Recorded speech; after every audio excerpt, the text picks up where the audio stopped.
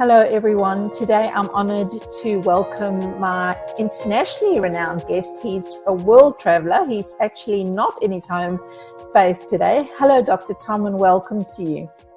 Thank you so much. It's a pleasure to be with you.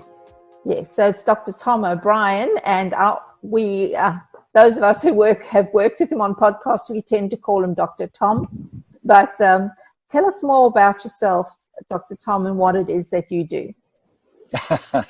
I've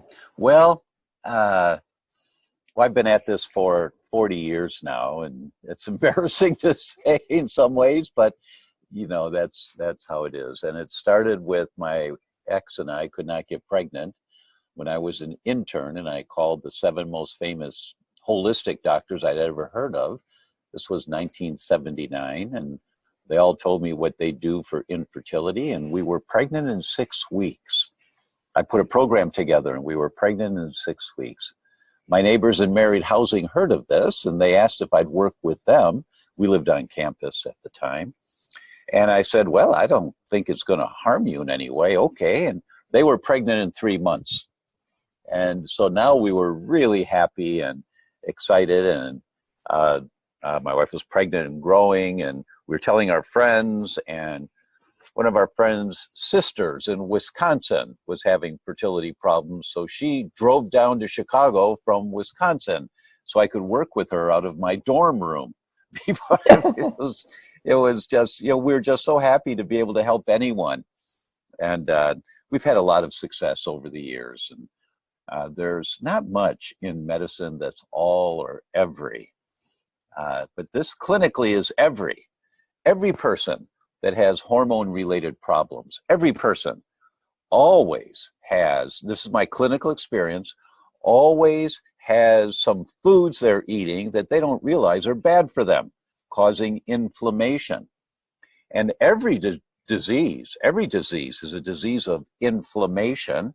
At the cellular level, the cell is always on fire. The question is it a brain cell or a kidney cell? Is it gasoline or kerosene? But it's always fire. It's always inflammation. And so the biggest thing you could do to be vibrantly healthy in your life is to live an anti-inflammatory lifestyle. What does that mean? Well, it depends on where you are. Do you live in a moldy house? If so, you're breathing mold spores and they trigger inflammation that goes right to your brain, and you may develop Alzheimer's. Maybe.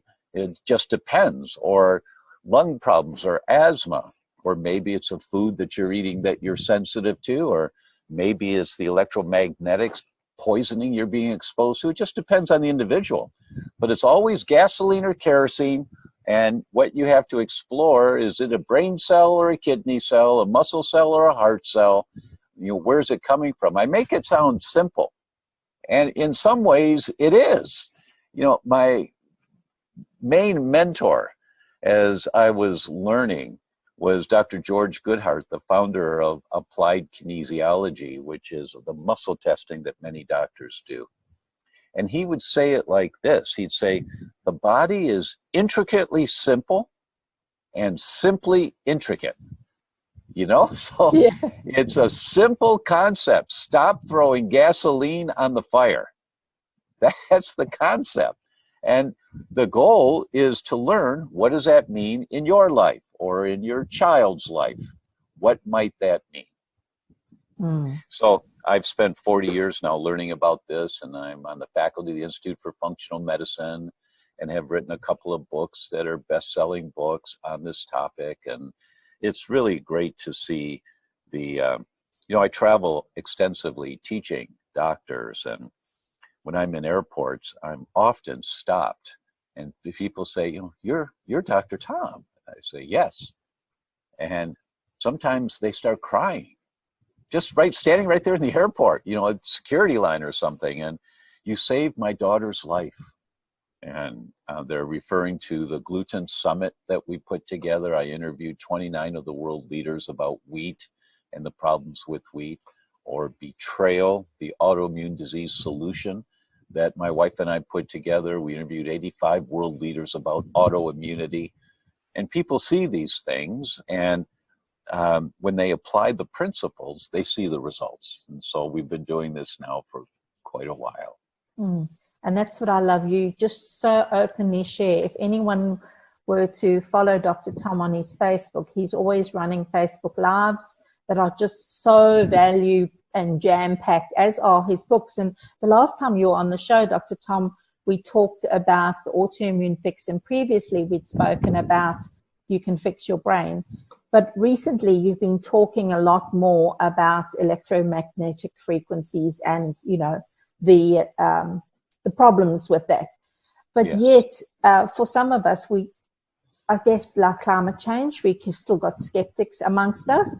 And electromagnetic frequency, just for everybody so we're on the same page, is the emission from a wireless router, mobile phones, you know, even your microwave at home emits this kind of frequency. Your microwave, your smartphone, your smart stereo, the remote sound systems that we have in our homes now, you know, that signal has to get from the receiver to the speakers in the bedroom or the speakers in the kitchen, you know, and that's all EMFs, electromagnetic waves in your home and in your environment. Yeah, we're inundated with this now.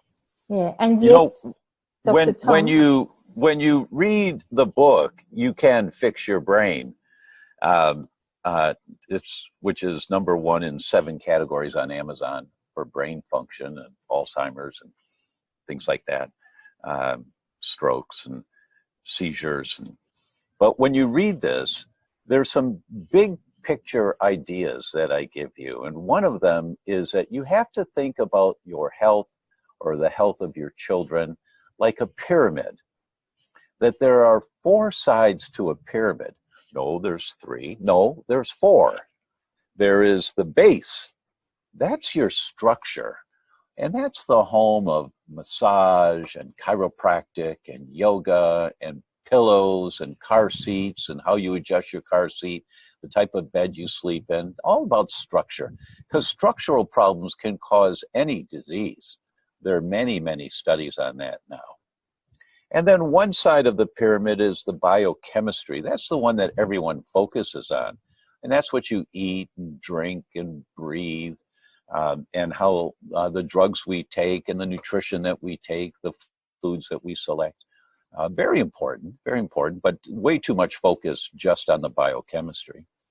And then there's emotional or the spiritual side, which is also very important, as important as any other. And some people have heard of stinking thinking, you know, and it can cause diabetes and many other diseases. And there are good research papers that show the mechanisms by which that happens. And then the 4th side of the pyramid. Never before in the history of humanity have we had to deal with this. Never until the last 30 years, and it's called electromagnetic frequencies. Now, I'll give you an example that most of us can relate to. We know if you're out in the sun too long, you get sunburn, right? That radiation from the sun burns your skin. And we know that if you're up on the top of a mountain, you're hiking or you're skiing in the wintertime, and if your skin's exposed to the sun, you burn easily because you're at higher elevation and there's less insulation from the radiation at higher elevation, so it's more powerful. Well, the same is true in airplanes. When you're flying at 35,000 feet in an airplane, what does that mean? Well, what happens in an airplane, you're in an aluminum tube, and the radiation from the sun is very strong at 35,000 feet. And when you fly, it's called solar flares, that when the sun has these explosions, if you've ever seen a National Geographic or a special with their high-powered cameras, you see these explosions on the sun, and they're like nuclear bombs. They're like 10 nuclear bombs going off all the time on the sun. That produces the radiation. And that radiation travels millions and millions of miles, 93 million miles, and it comes to us here on Earth. And the higher up in the sky you are, the more powerful the radiation exposure is. Those solar flares occur in 11-year cycles. So at the peak of an 11-year cycle, When you fly from New York to Los Angeles, you're getting the radiation exposure of 7 chest x-rays every time you fly. And when you're at the dip in 11 years, it's 2 to 3 x-rays. And then it goes back up to the peak, and it's 7 chest rays again. And that's why pilots have the highest incidence of lymphoma of any profession. And flight attendants have the highest incidence of miscarriages and pregnancy problems of any profession, because they're exposed to so much radiation and they don't know it. And some of them have heard a little about it, but not much. That same type of radiation exposure on a softer scale, like being down at ground level. We all know that you get too many sunburns, it can cause skin cancer. And in Australia, you've got places in Australia where there's no protection at all. Correct. And if you're at ground level, the skin cancer is much higher in some communities in Australia because there's no protection from the radiation. The same concept is true about cell phones. That cell phones are much milder radiation. Well, there's no evidence that the amount of radiation from a cell phone can cause a problem in humans. That's how they get away with that garbage, is because the amount of radiation produced by a cell phone, there's no study that shows that that's a problem all by itself. Yeah. But it's accumulative over time. The more often you're exposed to this, my first week in my medical education, my very first week, I knew absolutely nothing, taking basic genetic classes and anatomy classes, basic. I saw that there was going to be a talk. This doctor was coming from Arizona to Chicago. His name was Dr. Sheldon Deal, and he was Mr. Arizona. Okay, the guy's a bodybuilder. He's going to be a healthy guy. I'll go listen to him talk. So he had a color television in the room on a stand, and he had the volume turned off, but the picture turned on. And he walked over to a table and opened his briefcase, and he took out a bar magnet the size of a cell phone, held the magnet in his hand, walked up to the color television, and the picture went upside down. Walked away, and it went right side up. Walked towards the television, it went upside down. Walked away, went right side up. And he said, that's what electromagnetic pollution does to your brain and your nervous system. It's called neurological switching. So when people say right, but they mean left, or someone says turn left and you turn right, or someone writes a number backwards, they're switched. They're just switched. And what Dr. Deal was talking about in 1978 was the battery on watches and the danger of the batteries on a watch and how that might affect you. Well, we've gone so far down the road of exposure since then. I mean, it's apples and oranges. It's just a whole different world now. And this 5G thing, well, before I get to 5G, when I was, 1982, I read the first research paper on high power tension wires. And if children lived within a quarter mile of high power tension wires, they had a much higher incidence of leukemia than children that lived further away from high power tension wires. And it was the electromagnetic leakage from the high power tension wires that was hitting them in their homes. They were sleeping there. And so that was the first real serious science that I saw. That was 1982. Now we have many, many studies about electromagnetic frequency causing cancers, causing attention deficit disorder, contributing to the breach of the blood-brain barrier, causing leaky brain, which is the mechanism by which we get Alzheimer's and dementia. You've heard of leaky gut? Well, there's also leaky brain. And electromagnetic frequency will cause a leaky brain. Just read the science. Just read the science. And then we have these people, these so-called experts that say, well, I don't believe any of that. That's not true.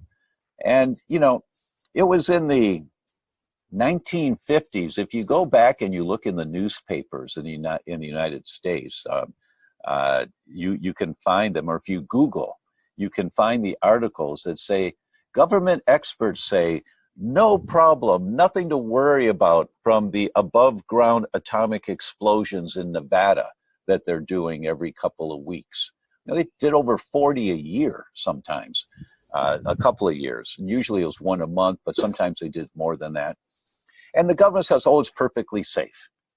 And in the 1960s, you read the articles coming out from the government agencies that cigarette smoking is perfectly safe. Yeah. And, you know, there's a very famous picture in the New York Times called The Seven Dwarfs. And it was the heads of the top 7 tobacco companies in the world testifying before Congress. They had their hand on their hearts, and the pictures, all 7 of them like this. And they lied through their teeth about tobacco. They all lied.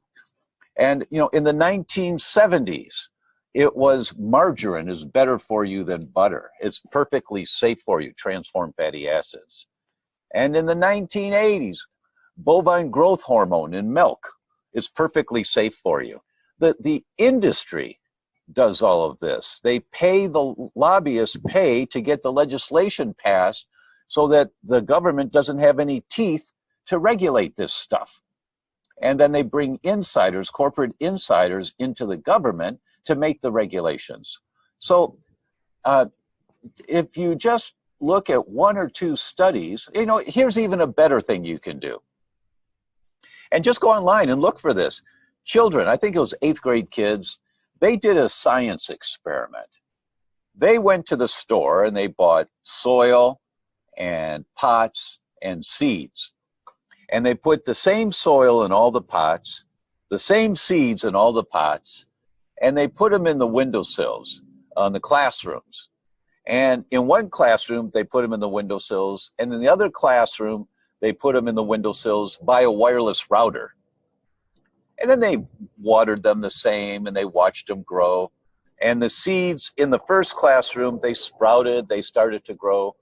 But the seeds in the second classroom by the wireless router, they never sprouted. They never sprouted. And I'm sorry, there's a helicopter going by. You'll hear it in a minute. It's just too nice a day not to be outside here, but it'll go by in a minute. But, you know, when you see these simple kind of things, and then you read the really technical science, if you want to read the science, you see you're being fed a line of bull that this stuff is safe. And it's like, wake up, people. Wake up. Just look at the incidence of brain tumors. And you can see the studies where they show people that have heart tumors. Never before have there been cancer of the heart. I mean, that's the one organ of the body. You just didn't see cancers. But now you do, because people keep their cell phones in their pockets, their chest pocket, and they're exposed to that radiation. Now, you hold a cell phone next to your ear, you're putting a battery next to your brain.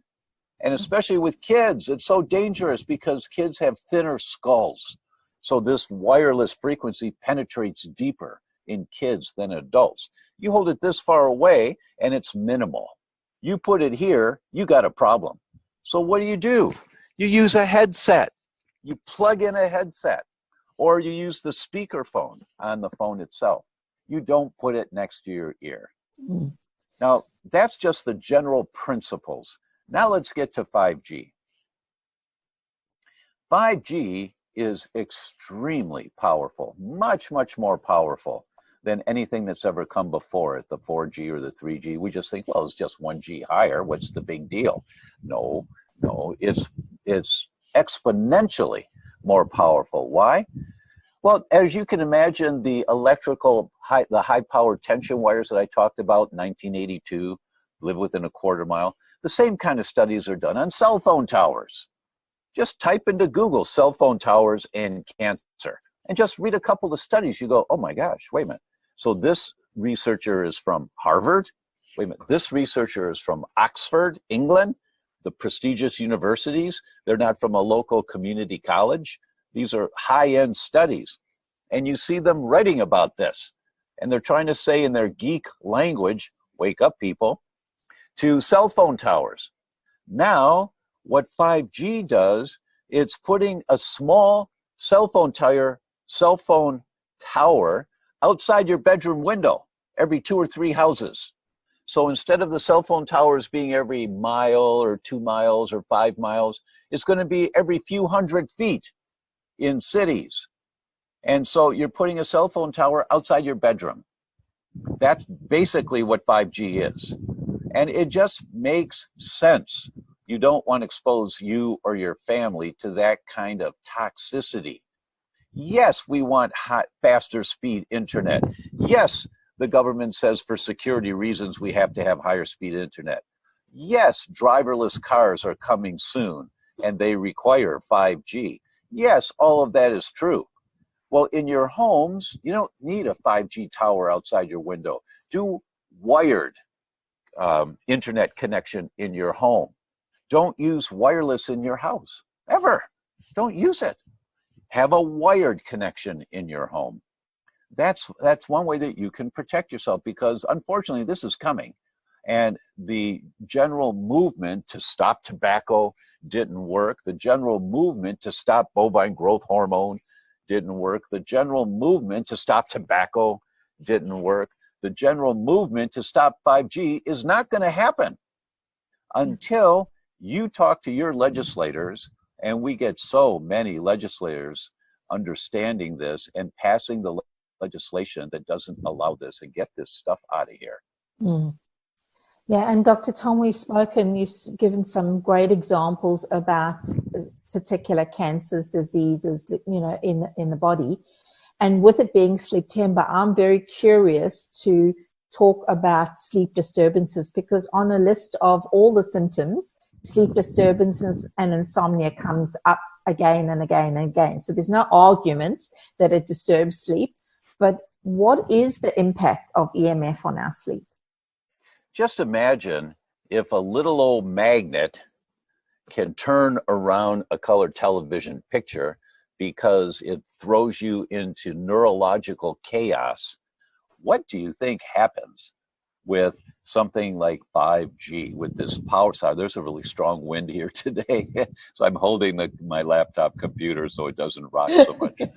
What do you think happens with 5G to our bodies? The concept of neurological switching is so profound, and it alters the amount of nerve hormones called neurotransmitters. So people have much more anxiety, much more. So they're wired, they're just anxious, and it's very, very hard to fall asleep when you have high anxiety. That's one of the common mechanisms by which this works, is that 5G alters neurotransmitters, which creates anxiety in you, which then creates a wired state. You're kind of wired, so that it's like having 2 or 3 cups of coffee and then trying to go to bed, or two espressos. I'm in Italy right now, so it's like having 2 espressos and then trying to go to bed. A few people can do that because their livers can metabolize the caffeine quickly, but most people are just kind of like this, and that's happening to more and more of us as you see the world's getting crazier all around us. This is part of the reason why. This is, this whole world that we're living in now of video games and young kids. They're doing these games and killing 300 people or slicing people's throats in these video games, and all of the anxiety that's being created. There's no one trigger to all of it, but there are strong contributors. And electromagnetic pollution is a very strong contributor to this. And we want to reduce it and protect ourselves every way we can. Mm. And the other thing that I read is that in some instances, and I can't remember the reference who did the study, but where melatonin, our sleep hormone, was being tricked off because the EMF acts as if it were light. So sometimes to the body. Right. That's part of the mechanism of altering the neurotransmitters, the nerve hormones. Melatonin is one of those nerve hormones. That one is necessary for us to sleep. Melatonin production occurs when we're sleeping in the evening, when the sun goes down. As the sun's going down, the light changes in the sky, and that goes through our eyes back into the pineal gland, sending the message, time to make melatonin now. Melatonin's job is to say, okay, liver, time to calm down now. It's nighttime. Okay, kidneys, time to relax. Okay, muscles, night, night, time to relax now. And when you lose your melatonin production, you lose that systemic ability for your body to fall asleep. So it's not just your brain that gets wired, but your whole body is still keyed up. And that's one of the mechanisms of what happens when you have low melatonin levels. Yeah. And so we've painted that picture, you know, you've got this EMF pollution happening, affecting your sleep. So then what's the knock-on effect of not getting quality sleep then?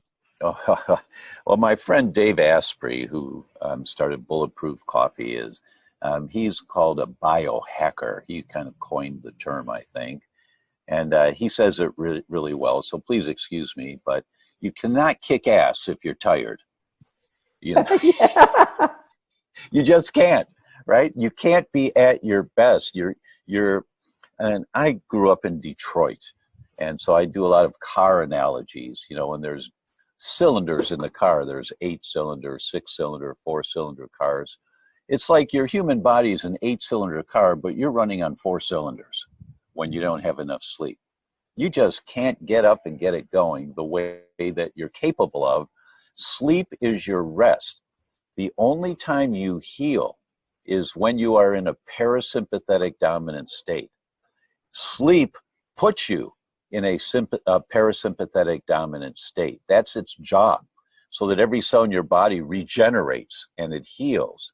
But when you don't get enough sleep, you stay in a sympathetic dominant state. That's called fight, fright, or flight. The fight, flight, or fright syndrome. You're kind of wired and keyed up. And that happens when you're in sympathetic dominant. Melatonin transitions you over to parasympathetic, the relaxation state. Your heart rate slows down, your lungs take deeper, slower breaths, your muscles relax, your digestion's really good while you're laying there resting. The sympathetic state, you're fighting for your life, fight, flight, or fright.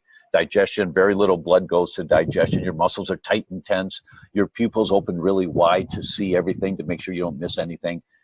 All of that happens, and it's controlled, and the term is modulated. That means it has its hands on the steering wheel of the direction you're going. It's modulated by melatonin and sleep.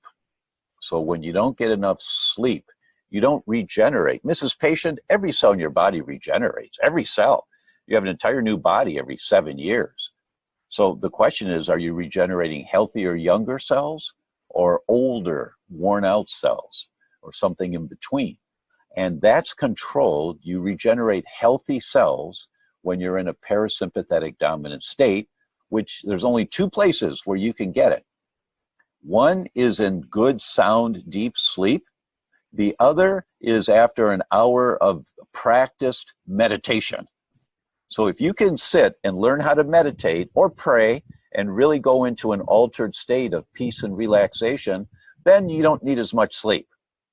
But for the vast majority of us, I can't sit still for 5 minutes, you know, during the day. It's not quite true, but you know what I mean.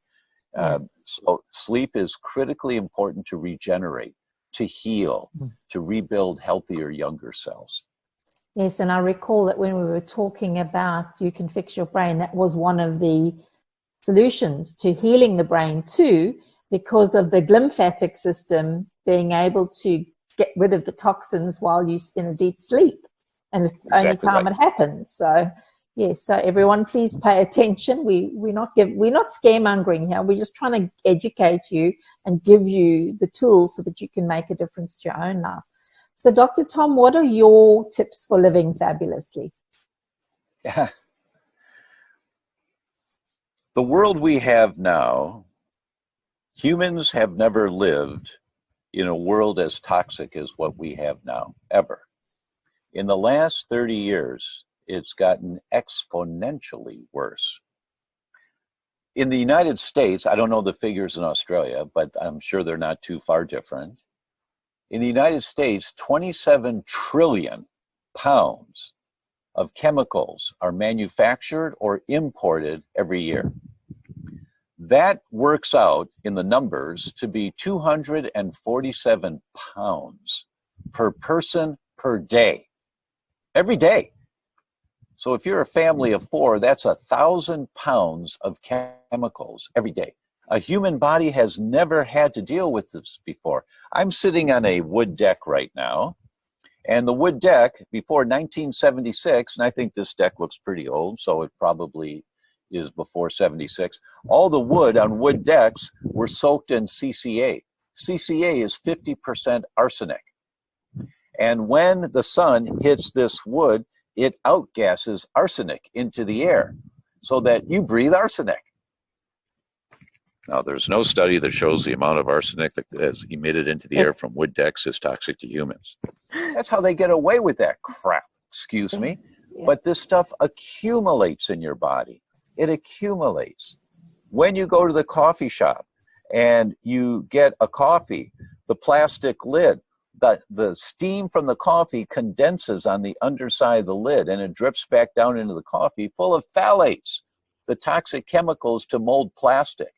And you put the coffee cup up to your lips and it tapers down, the hot liquid hits the entire lid, tapers down into the opening full of phthalates. Phthalates in mom's body inhibit brain growth in a fetus. So the higher mom's phthalate levels are, the lower the IQ of the offspring. Just read the studies. It's really clear. So what are the 3 things? There's not 3 things. I'm going to give you one thing. Because this is critical for everybody. It's critical. And this is not fear mongering. This is wake up. This is wake up mongering. We all need to wake up. Never before in history have we had the problems that we have now. The subtitle of this book, Just 1 hour a week to the best memory, productivity, and sleep you've ever had. That's the key to success. That's not a cutesy title. Every Tuesday night after dinner, you tell the family, every Tuesday night, it's my time from 8 until 9 or whatever it is, or every Sunday morning after services, I'm going to spend an hour and learn more how to protect our family from this toxic world we live in. 1 hour a week. So you'll go to the book because you'll remember that you read that plastic storage containers in the kitchen, you put leftover chicken in the plastic storage container. The next day, the chicken's got phthalates in it. Now, there's no evidence that the amount of phthalates that leach out of plastic storage containers is toxic to humans. That's how they get away with this. But it accumulates in your body. So what are you going to do? You're going to go to the URLs that I list in the book, and you're going to go, oh, I like those. And you go, oh, I really like those. You're going to order 3 round glass containers, 4 square ones, 1 for the pies. You pay with your credit card, hit send. It took an hour, but you're done.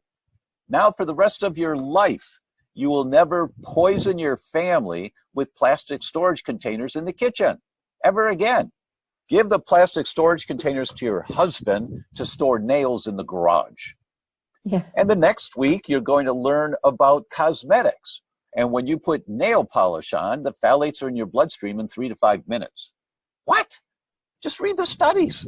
So what do? 1 week, that 1 hour is going to be look for organic nail polish.